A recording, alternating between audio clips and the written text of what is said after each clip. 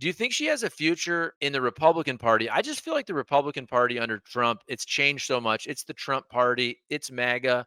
And I see some of these folks, these old school. We talked about this last week with the Mitch McConnells of the world, but I would say kind of the Mitt Romneys and the Nikki Haley's. I almost feel like they're their own party now, kind of that middle party. I think they could actually grab a lot of independents and a lot of Democrats. Now we all know the machine that is the Democrats and Republicans would probably prevent a party like that from really doing well out of the gate. But I think there's a lot of people that now I'm a conservative, but I'm not a Trump person. Hey, Nikki Haley, even to Democrats, she seems relatively normal. I don't know. I see a third lane building from that wing of conservatism.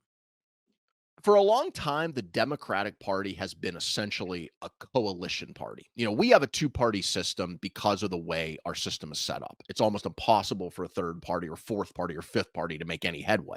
Whereas in other governments where they have proportional representation, you can get 10% of the vote and get 10% of the seats. And so you see a lot of different parties that span the political spectrum.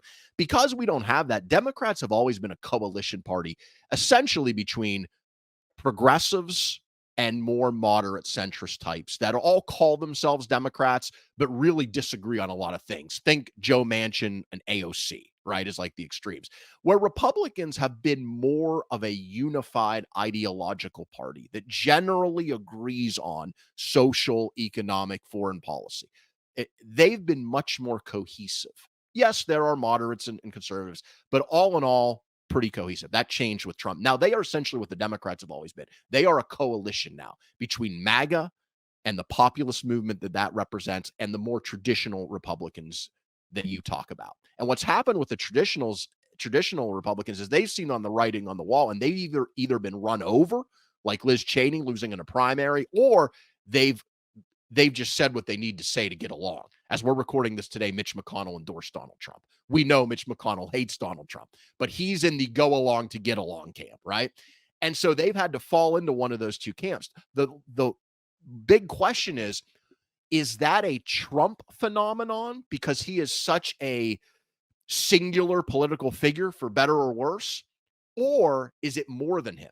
So when he leaves the political scene, whenever that is in 2024 or 2028 or 2032, whenever he's no longer the most high profile Republican in the country, the leader of the Republican Party, does the party remain like it is now?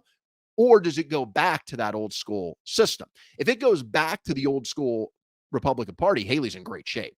If it doesn't post Trump, she's in a lot of trouble because she just does not fit in that populist lane. And I think what you've seen in the evolution of this campaign with Haley is I think the way that she has thought about that and her people have thought about that has changed. At first, she signed the pledge to enter the debate, said she would support Trump as the nominee, didn't really attack him much, as I've talked about, kind of around the edges. Oh, I think I'd be better. I think I could win. But lately, last month or so, she's really gone after him at kind of like a personal level, at a he's not fit kind of level, not as hardcore as say a Chris Christie, but making some of those arguments about the baggage he carries, the chaos. And when she's been asked in interviews, will you support him? She no longer says yes. And in fact, when she dropped out today in her speech, she said she wished him well, but she did not say she was endorsing him. Now, do I think she will come around and eventually endorse him? Like if I had to bet between now and the election, I think she probably will. But I think what's going on in her head and amongst her advisors right now is a battle between I want to keep myself credible in the Republican Party for the future for 2028, for 2032. Because remember, Haley's only 52 years old. She had a pretty nice run for someone who started in the low single digits and not a lot of people knew much about her to finishing second. She's young, female, minority, a governor, an ambassador, now finishing second in a presidential contest. Like on paper, she is set up perfectly to be the nominee in 2028 and 2032. And she knows that. And so she doesn't want to burn that bridge by going after Trump and not endorsing him. But I think in her head, she knows what a lot of Republicans know, what Mitch McConnell knows, what the Republicans that don't publicly criticize Trump but privately talk shit about him know, which is this man is not fit to be the president of the United States. He's not fit in his character. in pretty much any way. I think she knows that. And you can see it in the way she talks. And I think the battle in her head right now is between what she knows, which is this guy should be nowhere near the presidency, but trying to preserve that political power in the future. And I think ultimately what she will decide to do is she will decide to begrudgingly endorse him in order to keep herself alive in the future. Will that matter? I think depends on if the populist MAGA movement is mostly about Trump and when he goes away, it goes away, or is it as it now fundamentally changed the DNA of the Republican Party? And I think if who knows, because this is years down the road. If I had to guess, I think it's more the latter. I think that the populism of Donald Trump, the protectionism of Donald Trump, the pulling back America's role in the world, I think those things now are becoming the DNA of the Republican Party. And I think even when he leaves, that will stay and there will be a new standard bearer to pick that mantle up and carry it forward. And I don't think it's going to be Nikki Haley. But on a larger note, I Vivek. mean, it could be Vivek. DeSantis is the guy who, is the obvious choice, but somebody like Vivek, of course. I think on a larger note, though, I mean, think about how crazy it is. If I would have told you, if you didn't know anything about how the campaign unfolded, maybe like if you were an alien, like, and I just explained our political system to you and you didn't know who any of these people were, and I said, one of the parties has a candidate who in polling consistently performs way better than the other candidate against the Democrats, which Haley does. I mean, the polling last week was crazy. Like in states where Trump was beating Biden by 2 or 3, Haley was beating Biden by 8 or 10 in the same poll. It's obvious to anybody that I'm not saying she'd be a lock to win, but she would be a massive favorite to beat Biden. Whereas with Trump, it's more like a jump ball, which makes it exciting. But if your goal is just to win, you are passing up the candidate who is much more likely to win. Not to mention, she's young, 25 years younger, a female, a minority, all of these things that she has going for her. If I were to explain that to someone who didn't know anything about politics, they'd be like, well, why are they nominating the old white guy who's got all this baggage and could be in prison? And, and, and the reason we know is because it's his party, it's his movement now. And they don't care as much about just winning. They care about getting their guy through, making it the Donald Trump party. Yeah, and I know I'll throw out some names.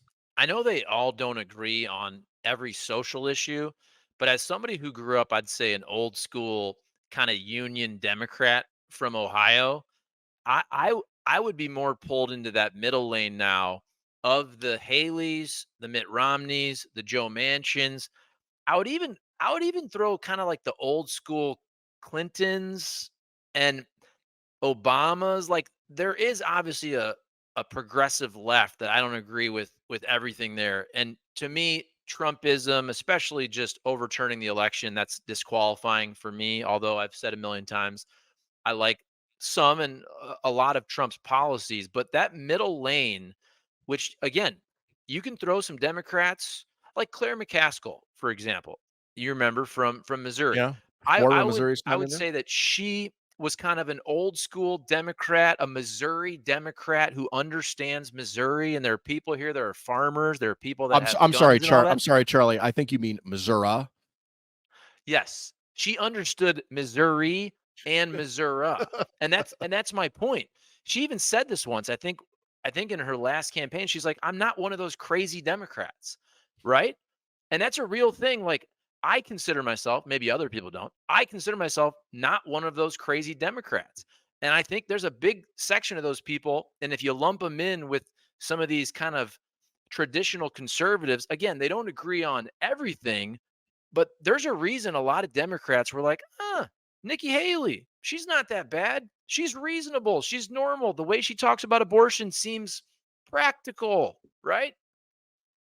Yeah, I think you're right. There's the strain because what Trump is essentially doing is he is repackaging populism for the modern era. Like we have always had in this country populist strains on both the left and the right. We've all And essentially what I mean by that is protectionism, pulling back from a large role in international affairs. So what's the argument you always hear? You hear, well, we got to take care of ourselves. We have it's very appealing because yes, we do have problems, and yes, it is nice to take care of them. The idea, for instance, that you hear people say now, well, we can't fund Ukraine because we have to take care of our situation at the border. Why do we care about Ukraine's borders but not our own? Which sounds good if you're like not really thinking, but if you just take it a step further, you would ask the logical follow-up, which is why can't we do both, right? Like why can't we have sane border policies and also, I don't know, protect a democratic ally that is being invaded by a tyrant who wants to steal a large chunk of their land? Like what why can't we do both? And so you always have a natural appeal with people to be anti-immigration, to pull back from our role in the world, to be protectionist. And the world has changed. And we are so interconnected now that events that happen on the other side of the world affect us politically, economically. That's the reality of the world we live in. And so Nikki Haley represents, I think, a sane way to look at that role in the world. And I think Trump is essentially convinced a large chunk of the party that that's no longer the way we should look at America's role in the world. And I don't know if that changes after he leaves. But you're right about people like, Claire McCaskill on the Democratic side. She, of course, lost to Josh Hawley. And so, you went from a moderate Democrat to a pretty extreme conservative. You're seeing that happen in both parties. We talked about it with Trump. Someone like Mitt Romney's retiring, leaving the Republican Party. On the Democratic side, it's happening too, though. Joe Manchin is retiring because he knows he couldn't win his Senate seat most likely this year in West Virginia. He'll be replaced by most likely Jim Justice, who's the governor of West Virginia, who seems like a nice guy from what I've seen of him, but he's, I'm assuming, going to be really conservative. So you got a middle of the road person in Manchin who's a guy who's in the room making deals. He'll be replaced by a pretty hardcore conservative. Mitt Romney, middle of the road guy making deals. I assume the next senator from Utah, whoever it will be pretty hardcore conservative. Kyrsten Sinema announced this week, independent senator from Arizona now. She is not running for reelection, which that's a close race. It could go either way, but you're either going to have Gallegos, who is the Democrat, who's pretty liberal, or Kari Lake, who's, a MAGA Trump Republican. One of those two is going to win. So you're going to lose another person in the middle and replace them with an extreme. And as that happens more and more, you're seeing fewer and fewer people who are in the middle to make deals, to get things done, to actually come together to try to find common ground. And it's really, it's a bad sign for our democracy. It really is, because without those deal makers in the middle, you just end up with more and more extremism. And I don't know how we solve problems. We already have enough we already have issues right now trying to solve problems. Like I said, take this immigration bill, which again was not perfect, but would have made a huge difference just in reforming the asylum process alone. I mean, even if that bill did nothing else, just limiting asylum claims and processing them all in 6 months versus the 6, 7, 8 years it can take now, that alone would have revolutionized the border and made the problem so much better than it is today. And that was negotiated by, in part, Kyrsten Sinema. And now she'll be gone and replaced by either someone who's on the pretty extreme left or the pretty extreme right. And I do worry, what does this mean, going forward? Like, because we have real problems we have to solve that history has shown us can only really be solved, the big things, by bipartisanship. It doesn't work with one party trying to solve the big problems that we have. That's just not how our system is built. You have to have some level of consensus. And I think losing these people like Sinema, like Romney, like Manchin, it's a really bad sign, in my opinion.